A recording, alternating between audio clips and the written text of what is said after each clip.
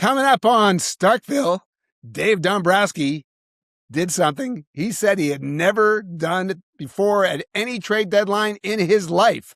We'll let him tell you what it is. And speaking of trade deadlines, I will share the story of being traded in 2003 from the Texas Rangers to the Chicago Cubs just before the deadline. Yeah, we should trade you right now, actually. But also, we have a strange but true segment. There will be squirrel talk. Yes. But the squirrel was not the strangest but truest thing that happened in Detroit in that series. We'll tell you what that was next on Starkville.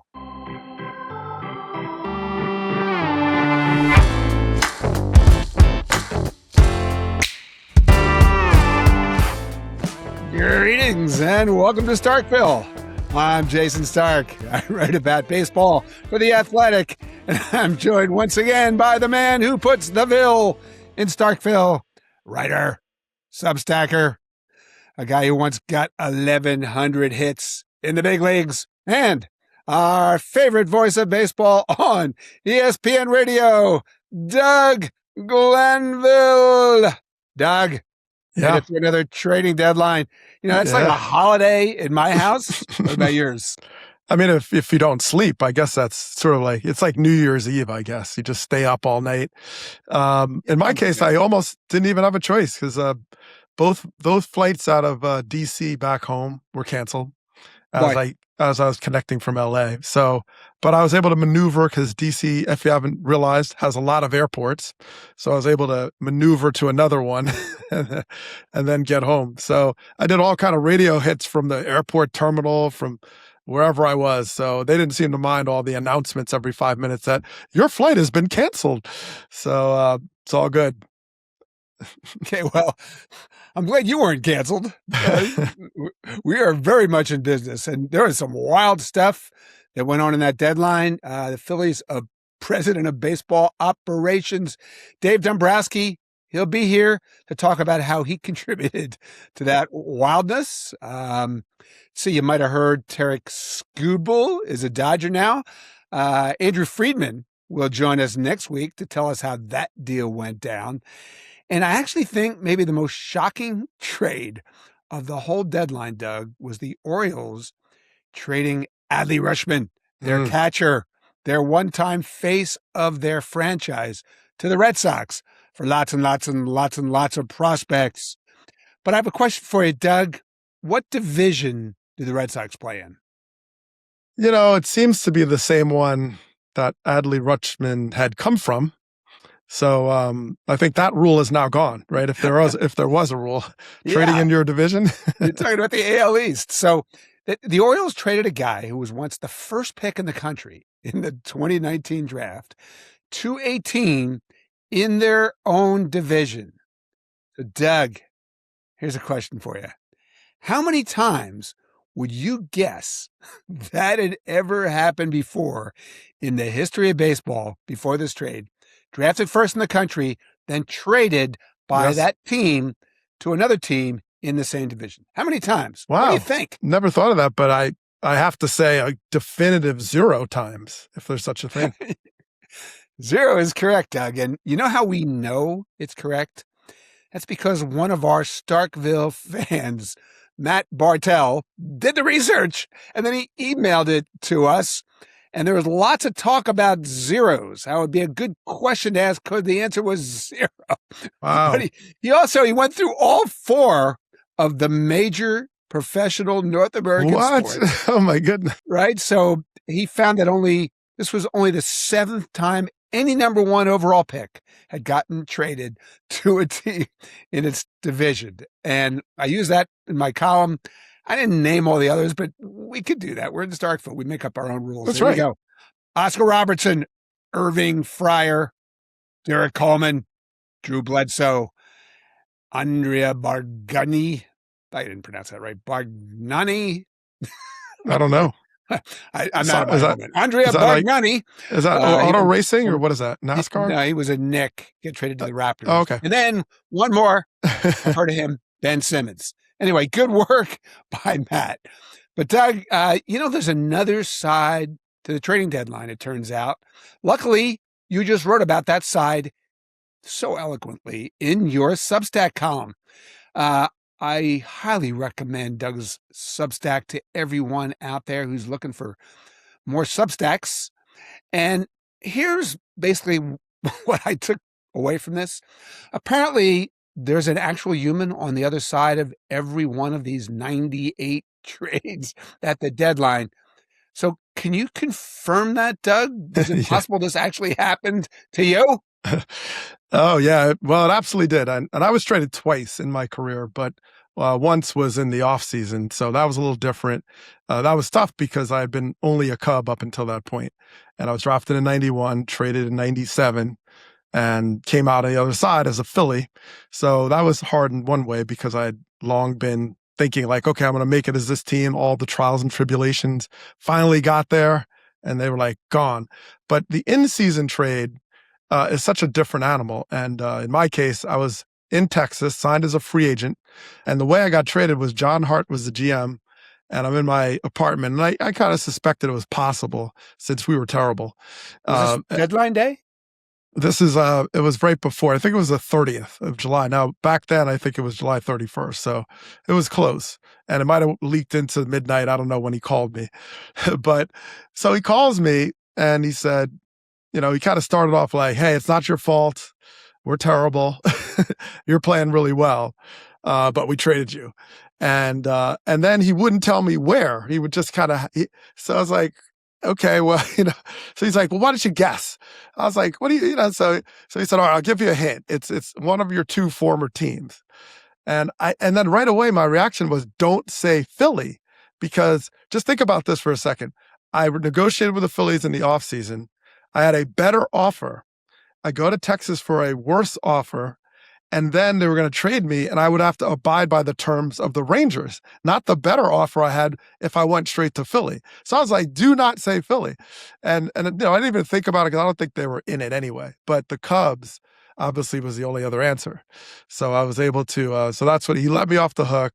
I got traded, and then your life turns upside down. It does. Like I had, and this is me, not married, no kids, but I got hurt, so I had to come back, and I had to get new routines. So it's a new life with a new team. Even though I played for the Cubs before, I wasn't going to start like I was. I had to ship my car, get out of my lease. I had to ship it, and then on the off day, fly from Dallas to Houston, and then all this stuff. It's total chaos, and then you're just upset. Like for me, because I knew I was downgrading in terms of my playing, and I was 33 years old. I was, or about to turn 33, and my playing time was diminishing when I got traded after I was the hottest I'd ever been in my career, arguably. So that was hard because you could say like, hey, I want to go to a team that's winning, and that's awesome. But at the same time, like, okay, yeah, but you're also a free agent with time ticking on your career. And if you go sit the bench on a playoff team, that just still means that you're going to be treated as a bench player when you go to free agent after that year, which, by the way, was exactly what happened. I signed with the Phillies at a kind of a minor league deal, whatever, and barely, scrapped my way onto the team. So it was a tough time, and I lost my father the offseason before. So I wasn't that happy about getting traded, even though I knew that I had a shot to go back to Chicago and win. But when I got to Chicago, by the way, we were 500. We weren't even, we could have fallen apart. So there's no guarantee that it would have gone well. Well, that's why they needed you. Well, one of many of us, but Dusty Baker was great because I learned how to manage the ego of I want to play every day. I'm the hottest hitter in the American League, one of, and I had to kind of figure out how to put that aside and look at the big picture because there was a lot of guys that were former starters, right? Tony Womack, Mark Grudzolana, Eric Karros. There was a lot of guys that were accustomed to starting, and I was trying to look at them to figure out like how do you tuck this ego in, especially when I was playing so well. And Baker was a master. He was a master at it, figuring out how to help everybody pull in the same direction. And then we had a big series in St. Louis, 5 games back and forth, and it kind of we're like, okay, this team can win, and it kind of changed a lot for everybody. And then we went on a really great run. And that was so I had to kind of get past that, but it was definitely very difficult. Yeah, I always wonder about just like the whole packing part. Derek Scooble, that team's on the road, and he gets traded from Detroit to LA. What happens? How do you get your stuff from Detroit to LA for the next 2 months, 3 months, whatever it is? How did you do that? Well, he was in Sacramento when he got, because I was in LA when he got traded and came in. So I was doing that game, and he was in Sacramento. So I don't know, he got there, but maybe if you have family, someone helps you, but if you don't, well, you didn't have any family. No. So I had to, they told me you're not supposed to do this, but I got my car and I filled my car in with my stuff, and then I shipped my car. Yeah. So Jay, I mean, it's like, you're shipping cars, you're changing lives, you're canceling leases, in fact, it was so crazy at one point, a paycheck got missed because the two teams had different pay periods. And I didn't even notice, this is the privilege of Major League Baseball. And it wasn't until I filed my taxes the next year that I said, wait a minute, the Rangers owe me a whole paycheck. So I called the Rangers, and they literally answered, yeah, we were waiting for you to call. So, you were waiting for me to call? So, but yeah, so it's chaos. But then the gift for me was that turned out to be my only postseason experience. Dusty Baker, a great group of guys that you kind of turn inward. And although your life is upside down, 3 months later, you could reset it, right? The season's over. And didn't end as we would have liked, but I had some of the great moments of my career and my life in that experience. So you try to get that perspective, but every player is different. It's an anxiety-riddled moment. It's exciting, and you just don't know what's going to happen. And I think to be part of a playoff race is one of a kind. So I 100% get it when people say I'm addicted to it, because then that champagne pours over your eyes. You want to do that every year. So it was quite a gift for me. It's just crazy to hear how this works, like all that chaos. I mean, maybe not if you're Dalton Varsho, who literally got traded across the field, from Toronto to Houston. But I'm betting that most people, honestly, listening to this have never thought about that part of deadline life. Doug, that's what we're here for. And you know what? We're also here to talk to the best guests on any baseball podcast in the land. Our next guest has made more deadline trades than anyone else currently running any team. Let's ask him about his latest blockbuster. Coming up next on Starkville.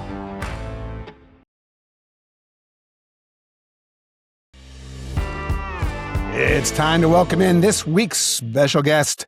He's been through a few trading deadlines in his day, but Doug, he told me he did something at this deadline he had never done before. So let's ask him about it. It's the Phillies president of baseball operations, Dave Dombrowski. Dave, welcome back to Starkville. Well, thanks for having me. It's good to see you too. Likewise. So I'm guessing you had a pretty leisurely week, right? Very quiet, very quiet. Nothing going on at all. Just sort of kicking back and enjoying the waterfront in Baltimore. Yeah, that's what you did. Just enjoyed the waterfront. So, Dave, you just made a trade for a 3-time batting champ, a guy named Luis Arraez. That doesn't happen much. We'll get to that. You also made a trade for a guy who was leading the league in hitting at the time you traded for him, which also does not happen much. But I actually want to start by asking you about a different part of this deal. This trade forced you to literally rearrange half the positions on the field, right? Bryce Harper to right, Bryson Stott to third, Alec Boehm to first, Arraez to second. So let me ask you a question that I already asked you earlier in the week. In your long, distinguished career, do you think you've ever made a deal that shook up your roster quite like this? Well, actually, when you ask that question, I'm thinking, who's crazy enough to do something like that? So that's right. Yeah. No, the answer to that is no. I have never done anything to that extent, maybe flip-flopping a position here or there. But it seemed the best thing for us under the circumstances. But the short response is, no, I've never done something like that to just basically shake up all the positions or half the positions on the team. Yeah, and I guess within that, how much does that reflect in what's required in communication now with your manager to like make that happen? Well, a lot, and that's a good question. Somebody asked me yesterday, a couple days ago, I think it was.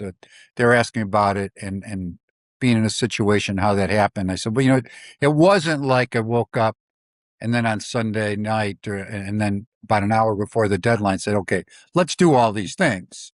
I mean, you need to do your homework and have proper communication. And it started with Bryce Harper, actually, and I tip my cap to Bryce. He has said a few times over the last couple of years, "Hey, if you need me to go to the outfield, I'll be happy to do it." Never have taken him up on it. Really like him at first base, think he's settled in there, but know he's been willing to do that. But when he said it again, a couple of weeks ago, I guess at this time I wasn't with him, I asked Don Mattingly to make sure that, does Bryce really mean it? I mean, a lot of times somebody will say something, yeah, I'll do it. And then all of a sudden, okay, well, what do you think? Well, I'm not so sure. No, and he was very, very sincere about it. So that was a start. And we actually asked him a second time as we got into this, because we're looking at all the different alternatives on where you could make a deal. And we felt we had basically our bullpen to address, a possible starting pitcher to address, and then to increase our offense. So it wasn't just one move. We needed more than that. And when we start looking for the offensive aspect of it, it really wasn't falling into place there very well for us. There weren't a lot of hitters out there that fit the bill that we thought would make us better. So when Arraez's name came up, or the fancy way that Jayson says it, it's a situation where it took some checking. So we did the Bryce Harper. We talked to him. The next step would be, once that comes about, and Bryce sent me a text that night on Sunday night saying, I am happy to do this. I just want you to know it. If we get somebody like Arraez, I'd be happy to make that move. But then I wanted to make sure how we thought Bryson Stott would react, because Bryson Stott's a good ball player. He's experienced. He's been a tremendous second baseman. I talked to Don, but I also called Bobby Dickerson myself when we were in Baltimore. I said, Bobby, what do you think about this? He said, well, I think Bryson will do it for the good of the team because he's that type of player. And we just need to make sure that we emphasize it's not because we think he's a bad second baseman, which we don't. We think he's a very good second baseman. And then Alec Bohm falls into this scenario. So you need to properly communicate that. And then when we finally were making the deal, I made sure that Don reached out to the individuals before it was announced so they know, okay, this is going to happen. So somebody's not just picking up the phone and saying, okay, hey, I read this and I hear you're doing this. It's, well, we're on board. We know what's going on. And I mean, if somebody had jumped up and down and said, there's no way that we would be willing to do this, you would then need to approach, well, how are we going to go about doing it? Is it the right move to make? So there were a lot of steps and thought processes beforehand. And then I think push came to shove, when you're talking about a hitter and what we need with Arraez's situation, they all fell into place, and we're very happy to do so for the good of the team. I'd still like to rewind this again one more time, kind of to the beginning, because you started out shopping for a right-handed hitting outfielder, and you wound up trading for a left-handed hitting infielder. And so can you kind of run us through the conversations and how you wind up veering off one road and winding up on this road? Yeah. You sure I didn't say we needed a left-hand hitting middle infielder? You sure I would have? Yeah, well, I don't remember you saying that. You're probably right. I don't really recollect that either myself. So, well, it's a great question. So there's a lot that goes into that. But first of all, when you look at a right-hand hitting outfielder, as far as an everyday guy that would be a force in the middle of the lineup, we could not find one out there as far as an outfielder was concerned. There were guys that we liked that we thought would make us better, but they were almost all platoon guys that we felt would fit that bill for us. And in the meantime, over the last couple of weeks, we had brought up Brian De La Cruz, who has actually done very well for us. And he's been a good big league player in the past, a solid guy. And you figure if you're going with the platoon situation, the person who's sitting from the right-hand side, well, they're not going to get a lot of at-bats versus the left-handers. So you're not getting that many at-bats. So that was one thing. We just couldn't find that guy. And then you start saying, okay, well, how are we going to make our offense better? Well, it just so happens in Arraez's case, not only is he a good hitter, he's a left-hand hitter, but he hits right-handed pitching and left-handed pitching. He also was a complement to the type of hitters we have, in our opinion, because we felt that in our situation, we got a lot of big home run guys, some swing and miss chase guys. Here's a perfect complement for us in that regard.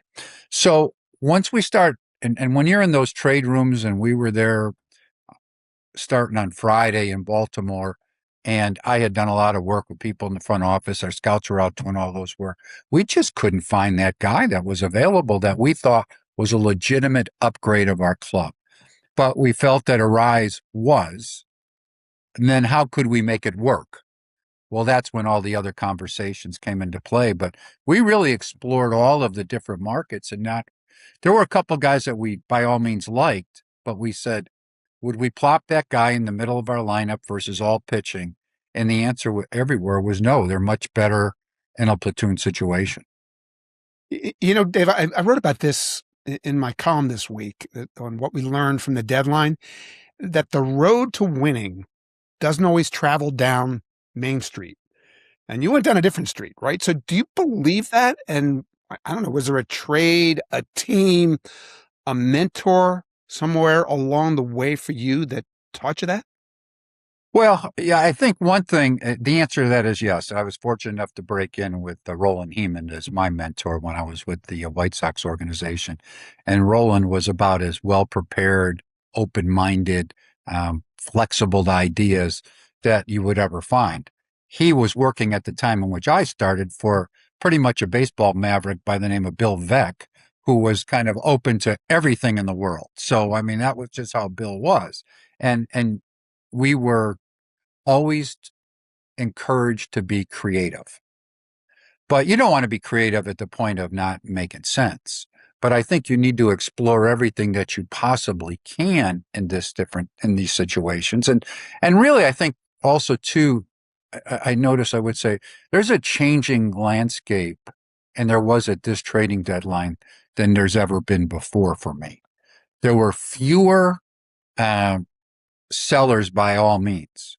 So there were a fewer number of players that were available than normally would be the case. Secondly, there were a lot of players that were going to be free agents. They're basically rentals, and Arraez falls into that situation. Fortunately, we were able to get Killian in that deal. It made it a little bit more, a better feeling for us at the time.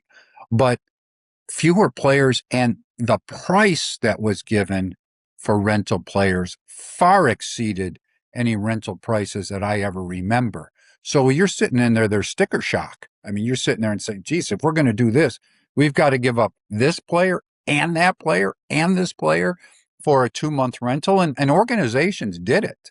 And in some cases, that's why when we talk about starting pitching, there were some cases we decided we just didn't want to do that based upon our scenario. But the situation, well, I think in your mind, if you need to be well prepared, but then you also be in a position where you need to be flexible on any type of moves you're making, not only like this, but at other times whenever you're making moves. And Dave, like, what do you attribute to the sticker shock? Like, what has changed in the sort of economics where all of a sudden these rentals are so expensive? Is it on the side of the rental, or is it that prospects are valued more? I mean, where does that come from? Well, I think it's a great question, and being economics my minor, it's when I was in college. To me, it's very simple. It's supply and demand, and so we are really in a situation now where there is just a lot more demand than there is supply.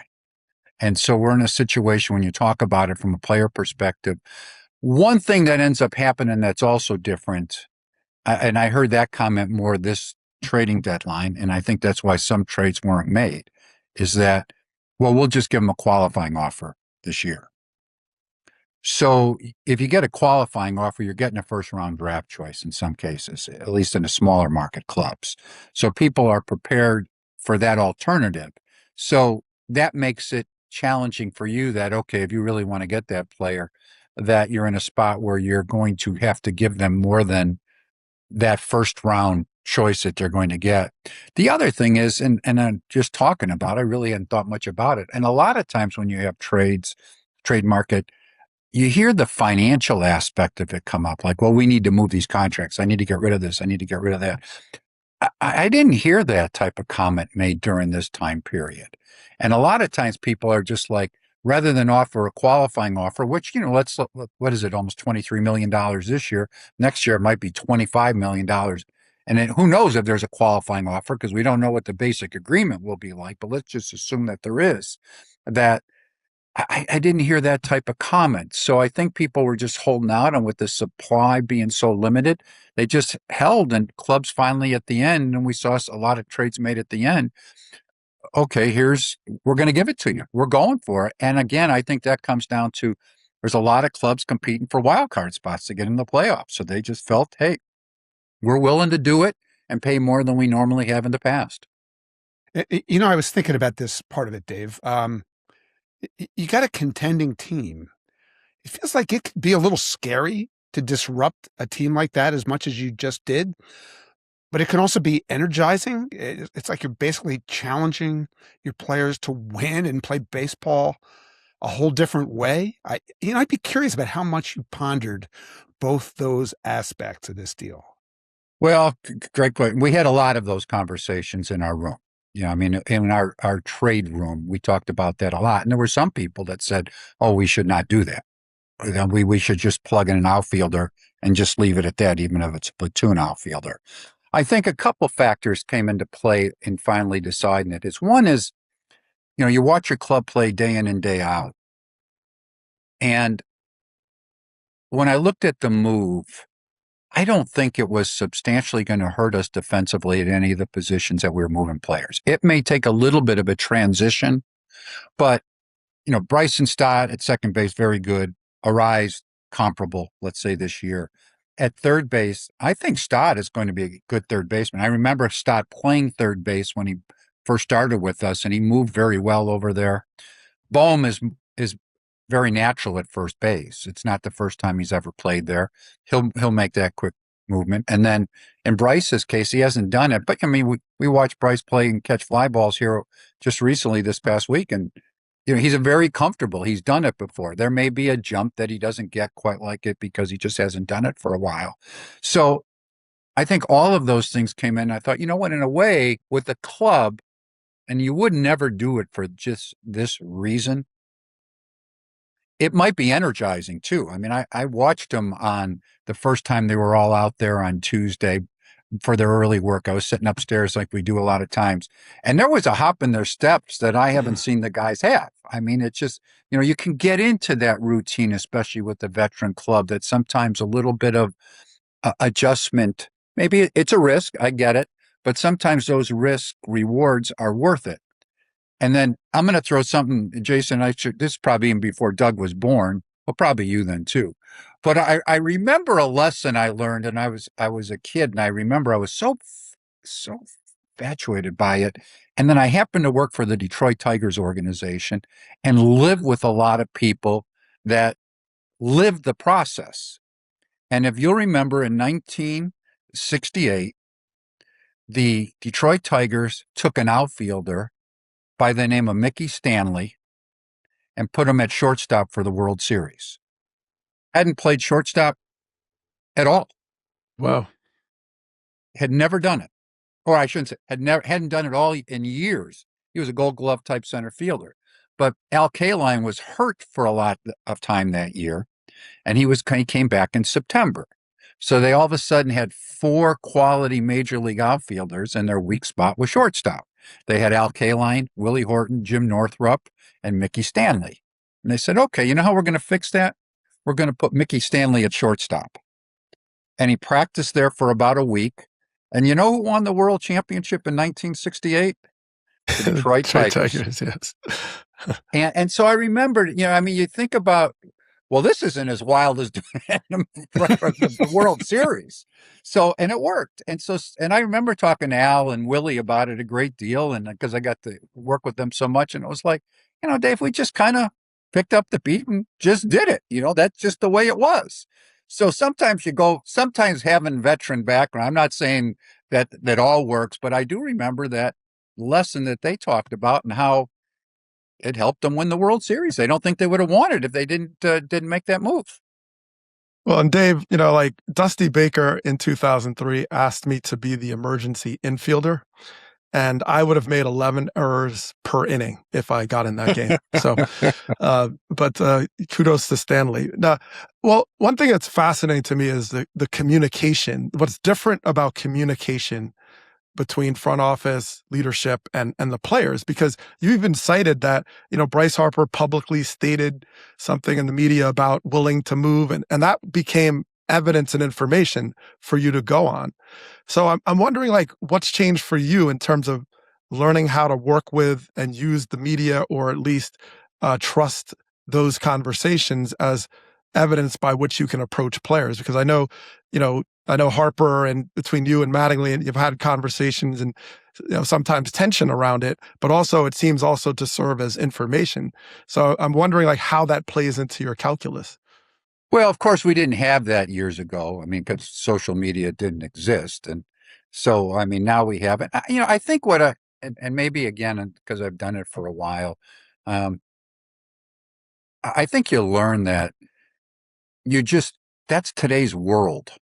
I mean, guys when they say things, they're so much more emotional. And I've encouraged Bryce, and I know people said that. I talked to Bryce after that, but I talked to him on Saturday night, beforehand. We were in Baltimore and just had a chance to chat with him. And he said, he said, I didn't mean, that wasn't a personal comment. We just felt I just felt we needed a help. And I said, I get it. And I've encouraged Bryce, and believe me, Bryce and a couple other players on our club at times. What's really different is they've texted me with their ideas at times. And I know my wife, she has said, like, here, particularly when I've been in Philly, like, I can't believe how some of the guys reach out to you like that. I says, well, I think it's today's world. It really doesn't faze me. I mean, I'm glad that they're engaged. And you have to remember, from a leadership perspective, you always can say no. I mean, that's part of it. So I think if you're open-minded, that's the way you do it. But I also have to say that I believe that when you do things like that, you need to make sure that people aren't saying it from an emotional perspective. Because a lot of times, I know, like for me, I've said, as long as I've been in the game, if I had to go talk to the media like our manager does 5 minutes after a tough loss, that would be a learned skill for me. I'm much more emotional during that time period. And then I settle down and, okay, it's fine to move forward. And so sometimes people can say things when they're being interviewed, or they're texting something that could be emotional. And I just want to always make sure that I confirm that with people to make sure that's the proper way of their feeling. And I should say too, like when we talk about this, the one thing I did not mention when we talked about switching positions and doing all that and why you would do it. The other thing too is I did sit down with our coaching staff before we made the move. And this was on Sunday night in Baltimore before we left, and got back to them and said, okay, here we are. Are some potential moves we have. This is the one that there were like 3 or 4 of them that I talked about. And everybody in a unanimous situation felt that the best move for us was the Arraez move, despite all the moving pieces.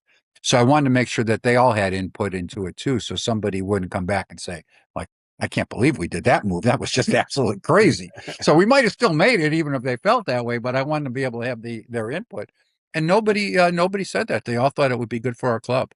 I mean, and Dave, I'm wondering, like, how much time is elapsing? Is it like Giants hold on line 5, and then how do you that was know Moneyball, Doug? Like, how do you know they're not hanging up on you while you're like trying to get the confirmation? Like, well, I think a lot of it is preparation. So you have to be, you just get and sometimes you're wrong, but believe me, I've been wrong many times. You get that instinct like, okay, this has a chance to work. This one doesn't have a chance to work. And I think when you have things that are moving along, I'm talking to Don over the days before that. These are things we're talking about. And sometimes, he's pretty laid back. He's been through a lot. He's unique for a manager in that regard, with his background, not only player-wise, but where he grew up in New York. So he's pretty laid back compared to most. But he'll listen, and once in a while say, I don't know about that guy. But so you never try to catch people off guard at the last minute. Now, sometimes you have to make last minute decisions. And I would say with San Francisco, for example, I thought at, I don't know, 9 o'clock that, let's say 8:30, I thought we were going to make a deal that was close to what we made. At 9 o'clock, when they got back to me, I didn't think we were going to make that deal. And it looked kind of like fell apart. And then Buster reached out to me once again and said, well, what about this? And I proposed something back to him. And then he said, okay, let's get it. And then you have to, you're talking 10:30, 11 o'clock on Sunday night. We have to exchange medicals. They're on the West Coast. We just got back. Yeah, our trainer's fine, but you want your doctors to look at some things. And so there's a lot of steps that are involved, and you're always hoping that something doesn't happen where you're all of a sudden it doesn't work. So you just try to do as much preparation as you possibly can. And also too, I think when you're dealing with general managers in our roles, even when you run into those situations, your word is your bond. And so, I grew up in a world where when I told you, Doug, it's a trade, it's a trade. And, I don't even think we exchanged medical information at that time. We didn't have medical information. They'd say, Dave, how is he? Oh, Doug's fine. He's doing great. All right, good. You got a deal. That compared to what we do now. So it's changed a lot, but your word was always your bond. By the way, Doug's not fine. You should know that. I know he was running pretty good the last time I saw him. Yeah. That's it. Dave, you and I have talked before about all the core players on your team who are in their 30s. And talking to people in other front offices this week, there was a feeling that maybe this trade reflected a sense of urgency on your part to try to win now with this group. Did it? Well, I think it's, when I say that, I think it's a sense of urgency in the fact that I think we have a chance to win this year, and this helps us win. And so, but I don't think it has anything to do with the age of our players at this time. I think I just felt that, hey, this group, we have a chance to win.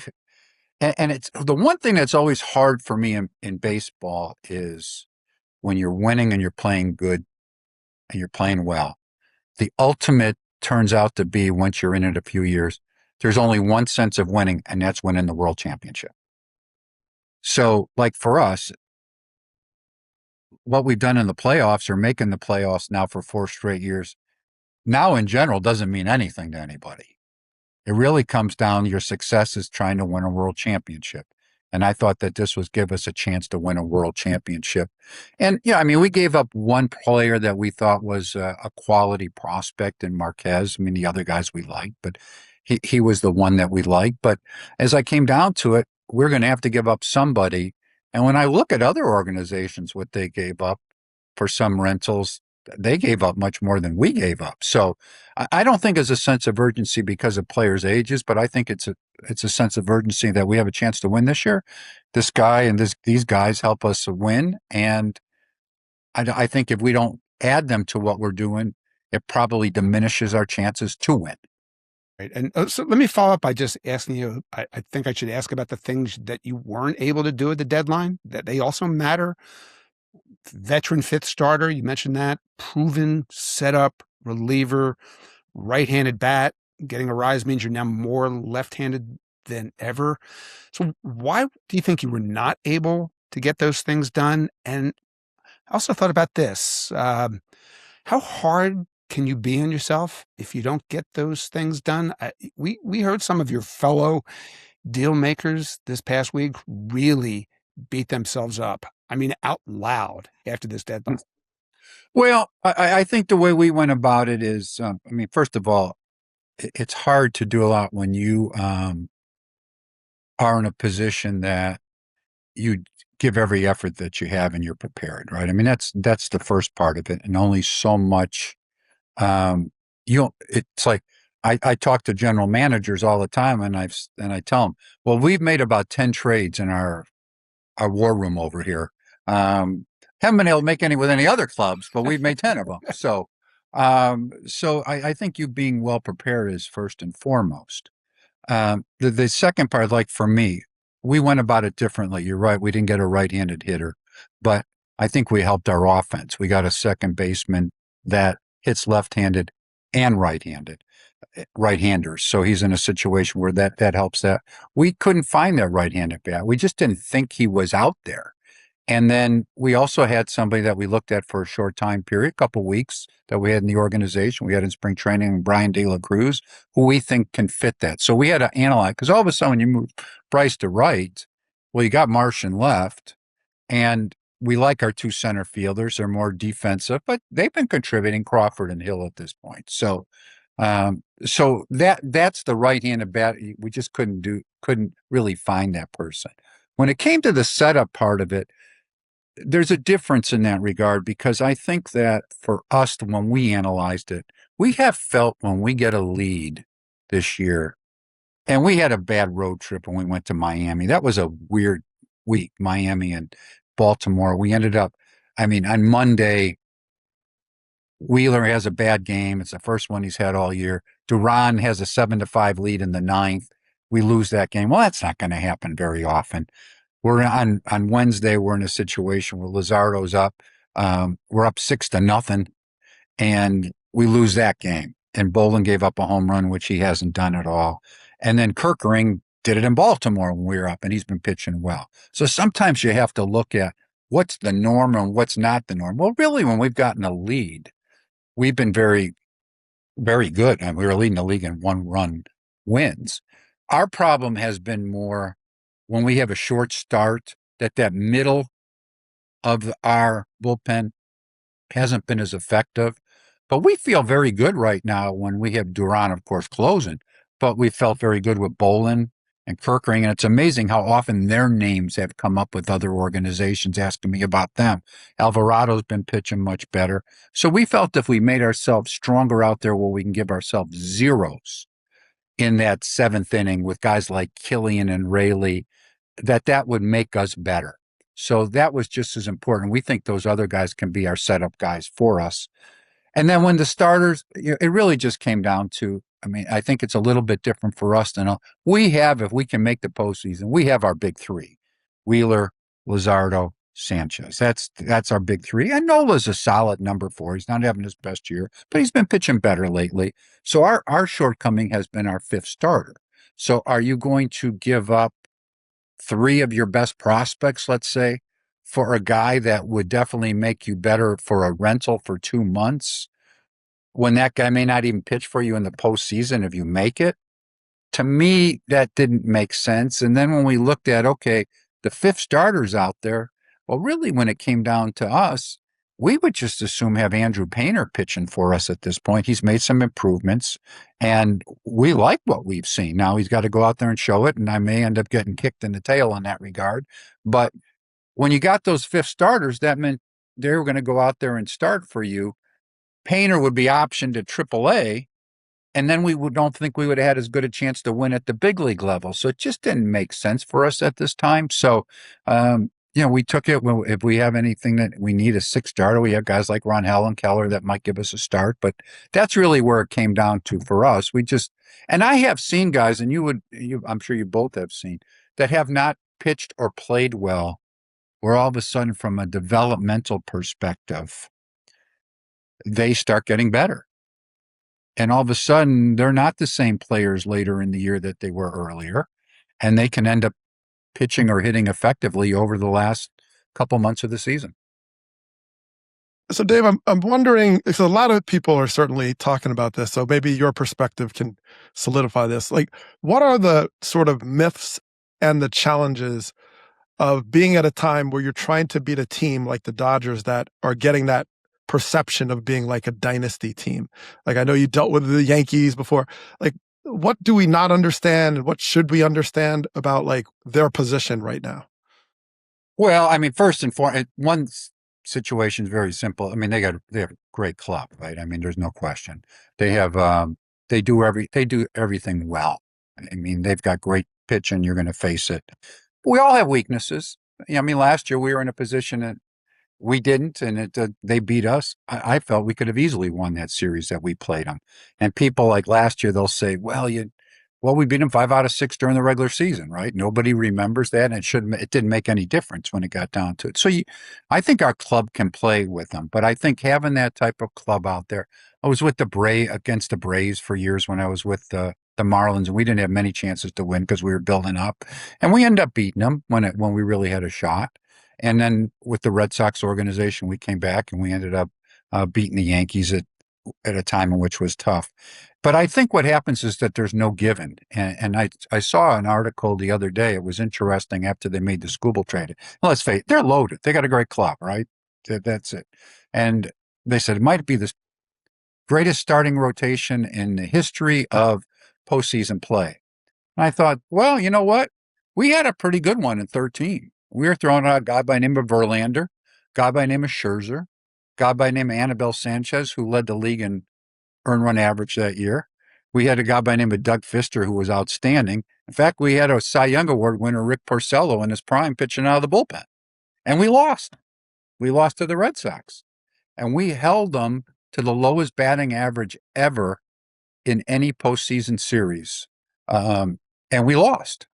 And so you just never know. That's why you play the game. That's why you get a break. Somebody gets a big hit. And I do think one thing about Arraez, too, that comes into play, he can hit good pitching.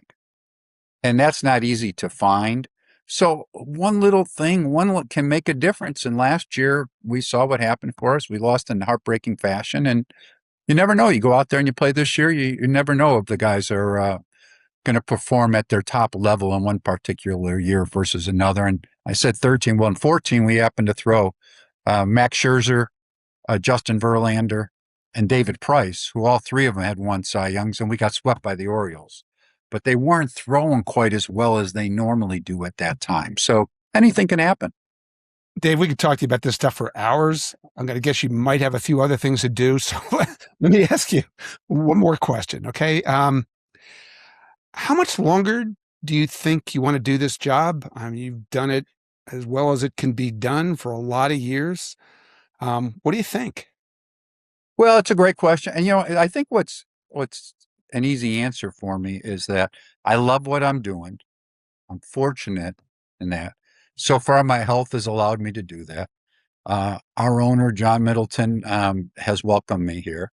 And I think I'm not going to do it forever, but at this point, I just keep doing it and just keep progressing. I think if there's some point at one time, you just say, you know what, it's caught up to me for one reason or another. If it's the travel, if it's the day-to-day just operation, I say, okay, that's it. I don't need to do it anymore. But right now I enjoy it and there's no time frame attached to it.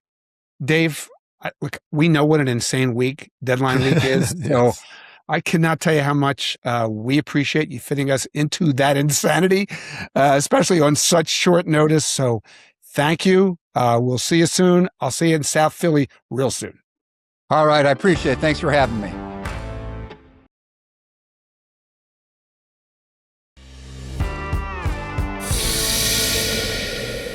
Strange but true. It's time once again for that segment we know you've been waiting for.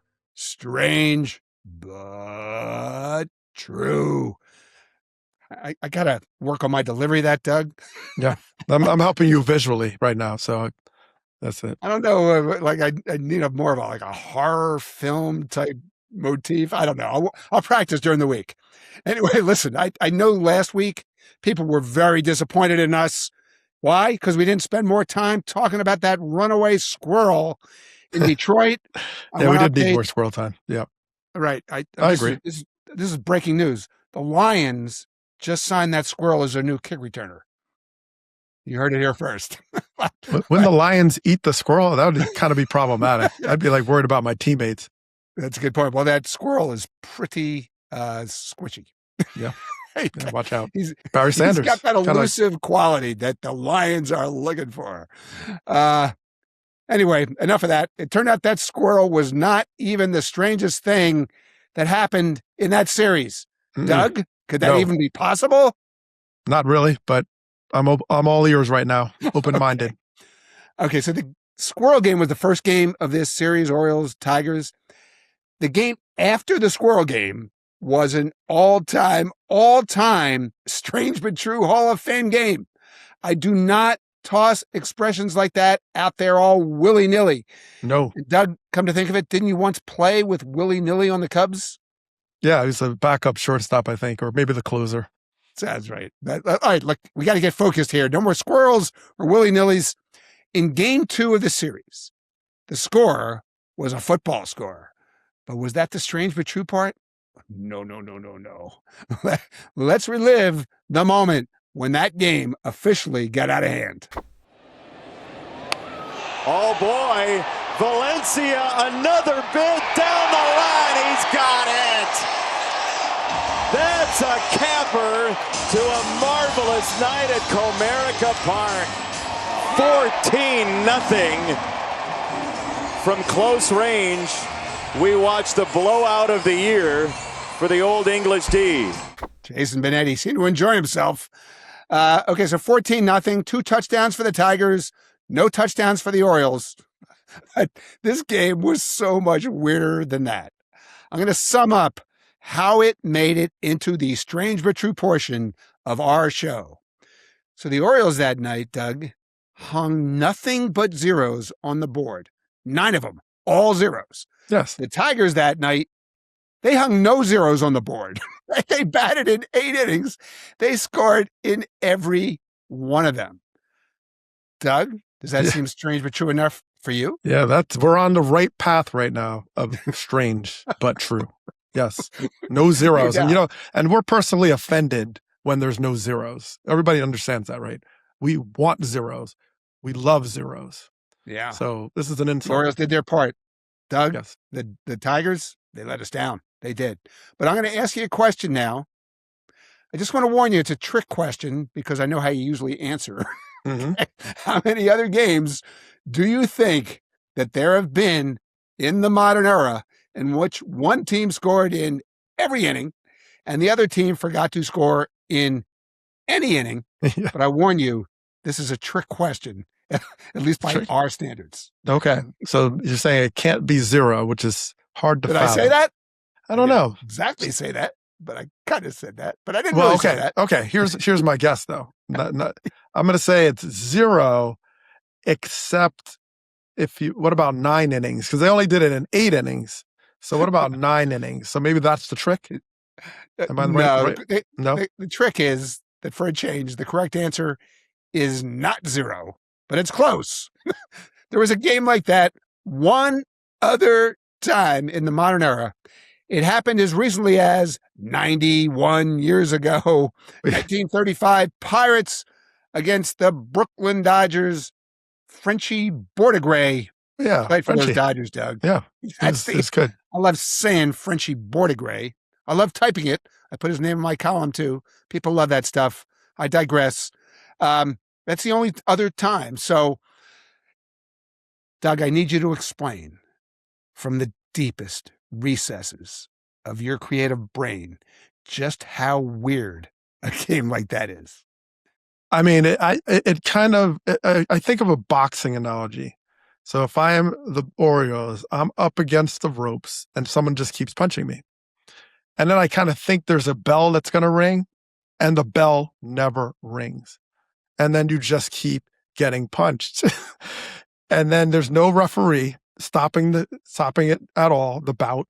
They just let it keep going in their own negligence.